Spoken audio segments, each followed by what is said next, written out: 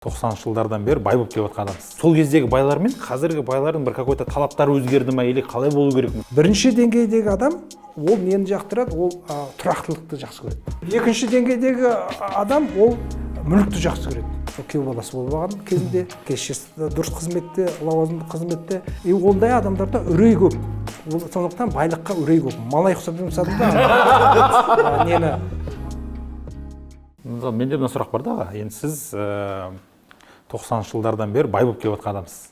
Менің ағаларым болды кезінде, мына оптовик болды, жағдай тапты да, бірақ кейін жағдайлар нашарлап қалды аға. Осы уақытқа шейін не көмектесті сіздің осылай мысалы уже ұстап тұруға, или қазіргі сол кездегі байлар мен қазіргі байлардың бір какой-то талаптары өзгерді ма, или қалай болу керек мысалы? Осы жерде психологияның рөлі бар ма мысалы да? Бұл жерде былай ғой, қараш, адамның сана сезіміне әртүрлі деңгейлері бар да. Ең төменгі адамдар, олар жалпы ақшаны бір зат ретінде көреді. Мысалы, ақшаны бір мынандай сандық ретінде көреді, бір жәшік ретінде көреді, бір физикалық нәрсе ретінде көреді да. Бір сумка ақша дейді, бір чемодан ақша дейді, бір сандық ақша деп. Олардың ақшаға көзқарастары сондай, бір физикалық, бір үш деңгейлі трехмерный бір зат. Ол неғұрым ол контейнер көп болса, әрине мына чемоданнан көрі бір сандық көп. Сандықтан контейнер көп, 20 футов контейнер, 40 футов одан көп. Солай ойлайды олар ақша туралы. Ол бірінші деңгей. Екінші деңгейде адамдар ақшаны ағыс ретінде көреді. Мынау бұлақ келіп жатқан су, кетіп жатқан су ретінде көреді да? Поток ретінде көреді. Поток ретінде, ағыс, мына су ағыны ретінде көреді. Сонда түсіне бастайды. Мына жақта егер кетіп отқан су ағыны көбірек болса, мына азырақ болса, онда мына кіріп отқан ағынды көбейту керек. Тоғандарды ашу керек. Сол жағын ойлай бастайды. Ол екінші деңгейде. Үшінші деңгейде адамдар ол ағынның не екенін нетпейді уже. Олар түсінеді, мына ағынның несі шектеулі түрткісі болып отырған, ол өзінің қабілеті. Қабілет. Өйткені мына егер ақшаны ағын ретінде көріп отқан адам, су ағын ретінде, ол не істегісі келеді? Барып, мына бұлақтың көзін ашқысы келеді да. Немесе басқа тағы бір бұлақтың ағынын әкелуге тырысады да. Ал сонда бірақ көздері қайдан болып отқанын білмейді, көзін білмейді. Үшінші деңгейдегі адам көзін біледі. Көзін біледі. Сол ағынның көзі өзінің ішінде екенін біледі, қабілетінде екенін біледі. Сонда қараңызшы, бірінші деңгейдегі адам, ол нені жақтырады, ол тұрақтылықты жақсы көреді. Тұрақтылық. Тұрақты зарплата, тұрақты не сондай. Базар точка. Екінші деңгейдегі адам, ол мүлікті жақсы көреді. Ие болғысы келеді. Мәшіне ие болғысы келеді, квартира, үй, пәтерге ие болғысы келеді. Үшінші деңгейдегі адам, ол ештеңеге ие болғысы келмейді, ол жай әр нәрсенің пайдасын алғысы ғана келеді, болды.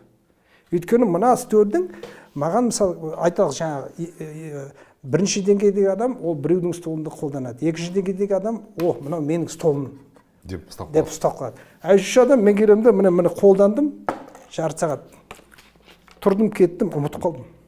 Маған стол керек жоқ. Бар ғой стол, толып жатыр ғой. Оны сатып алып қайтайын. Қолдандым, ұмыттым, бітті. Мен бірақ білем, бірақ нәрсе бар. Мен өз дамуымды тоқтатпам керек. Өйткені сол қайнардың көзі, қайнар ол сол.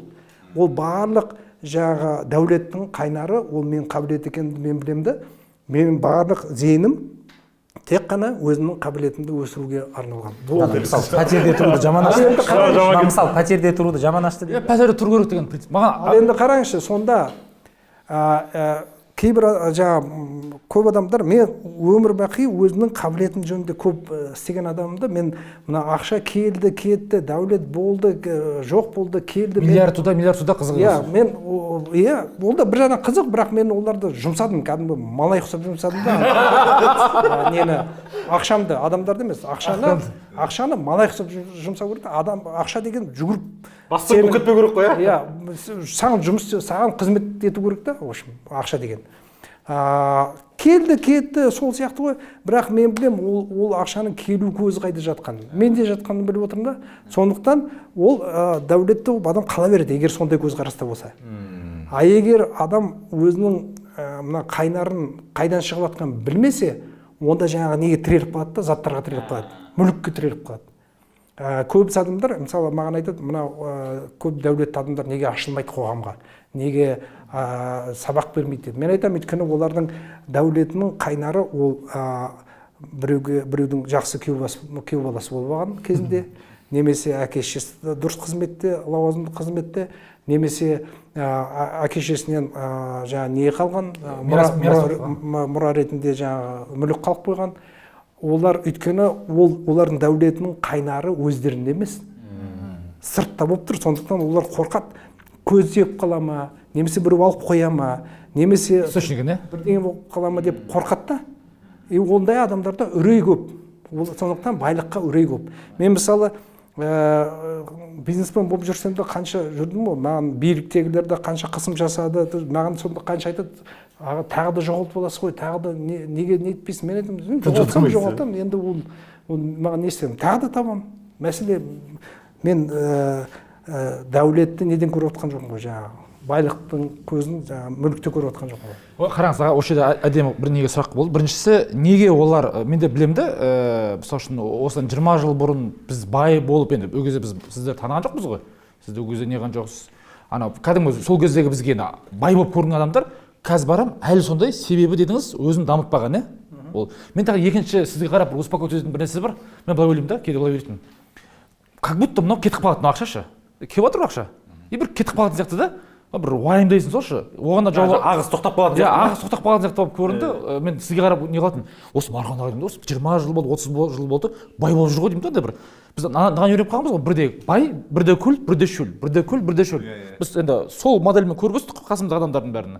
Вот сіздерді көремін, сізді көріп өткенде, кімді көріп өткенде. Біз бір енді салдыңыз ғой, конный несі бар, бір миллиардер Украинадағы. Ол да мысалы қанша уақыттан бері, то есть стабильный бай да болшы. Вот сонда ондай несі көзі өзіңнің ішіндегі ақша табу қабілетіңді дамыту, Егер адам қабілетін ішінен көріп отырса, сол қайнарын, дәулеттің қайнарын, ондай адамдар ештеңеден қорықпайды да. Әрине, мүлікті жоғалту қиын, әрине, ауыртпалы. Бірақ қанша дегенмен жаңадан нөлден старт жасап кетуге болады да.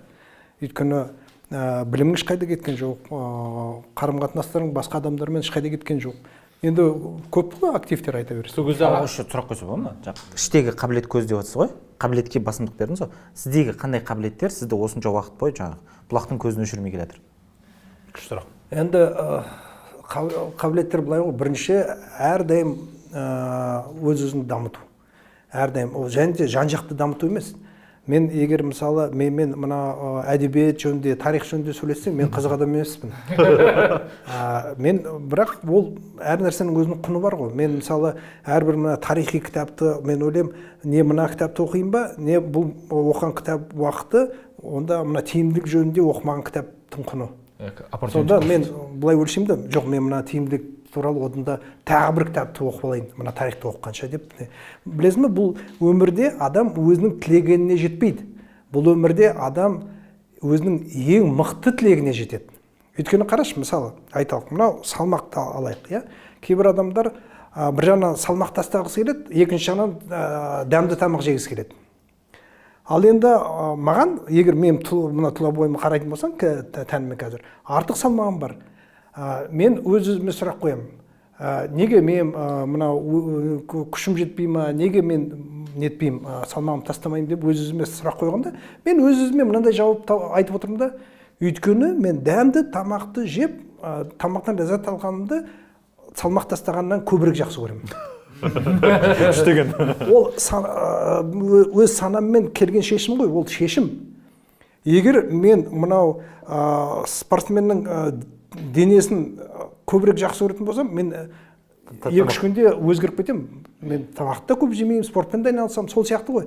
Сондықтан бұл жерде бірінші әрдайым өзіңді дамытып отыру керек. Бір, екіншіден, дамығанда, даму деген не? Ол күнделікті түрде таңдау жасау білу. Өйткені сенің өмірің, ол сенің таңдау қабілетіңнің нәтижесі. Жаңа айтып отырмын ғой, сен мынандай болады да, не қазір барып 2 сағат сериал көресің, не 2 сағат барып достармен сөйлесесің, не 2 сағат кітап оқисың, не 2 сағат Курс оқисың. не жаңағы курс, не тағы 2 сағат паркта жүресің. Міне таңдау. Соны сен барлық тілегеніңе жетпейсің, сен тек қана ең қатты тілейтін нәрсеңе ғана жете аласың. Бірақ нәрсеңе. А мынау соның бағалары. Мысалы сен курсты таңдадың ба, значит бұл уақытта сен паркке бара алмайсың, Достармен кездесе алмайсың. сериал көре алмайсың, достармен араласа алмайсың. Міне. Әр нәрсенің өзінің бағасы бар. Соны білу керек. Соны дамығанда ол даму бір, екіншіден сол дамудың бағасын сезіп, сол бағаны төлей білуің керек. Сұрағыңды ары қарай. Иә, жаңа не істеп отыр бұл. Ол жаңа өз-өзіңді жетілдіру, екінші дұрыс таңдау жасау білу, үшінші жаңа әрекет. Әрдайым мен әрекет көп жасадым. Әр салада әрекет жасадым, әрекетті ылғи жасап отырдым. Ол сосын тағы маңызды нәрсе, ол әрине Алланың дұрыс көзі. Өйткені менің өмірімде көптеген сондай құпия, сондай ғаламат ғажайыптар көп нәрселер болды, ғажайып. Адамның не статистика заңына сәйкес келмейді, не адамға түсіндірсең ешкім сенбейді. Сондай нәрселер өте көп болды. Сондықтан менің өз жетістіктерімде мен ойлаймын, бір менің өзінің үлесім көп болғанда 10%, 20% шығар, қалғаны Алланың қолындағы нәрсе. Ол менің өзімнің ішкі сезімім. Әрине мен әрекет жасадым, әрине өз-өзімді дамыттым, әрине дұрыс таңдау жасауға тырыстым. Әрине өзімнен қолымнан келген нәрсені істедім. Мен мынандай бір ережем бар, мен өзімнің қолымнан келетін 99% жұмысымды істеуім керек. 1% ол Алланың қолында, бірақ сол 1% нәтижеге 99% әсер етеді. Неге, менен сұрайды, неге 99%, неге 92 емес, неге 95? Айтам, қараңдаршы, егер мен 99 жасамасам, айталық мен 90% жасадым. Сосын нәтижеге жете алмадым. Сосын мен ойлаймын, бұл Алланың маған теріс көзі ме? Жоқ, мына 9% жасамағандықтан ба? Түсіндің ба? И өз-өзімді жиі бастаймын да, мына жерде өзім жасауым керек деп. Мен түсінбеймін, бұл Алланың дұрыс көзі ме, теріс көзі ме? А егер 99% жасамасам, мен білем, мен өз қолымнан келгеннің бәрін істедім. Нәтиже болмады ма? Онда Алла бермеді, значит, бұл менің баратын бағытым емес, бағытымды өзгертуім керек. Сол сияқты ғой. В общем, 90% істеп қайтып өтуге болмайды, 99% істеу керек.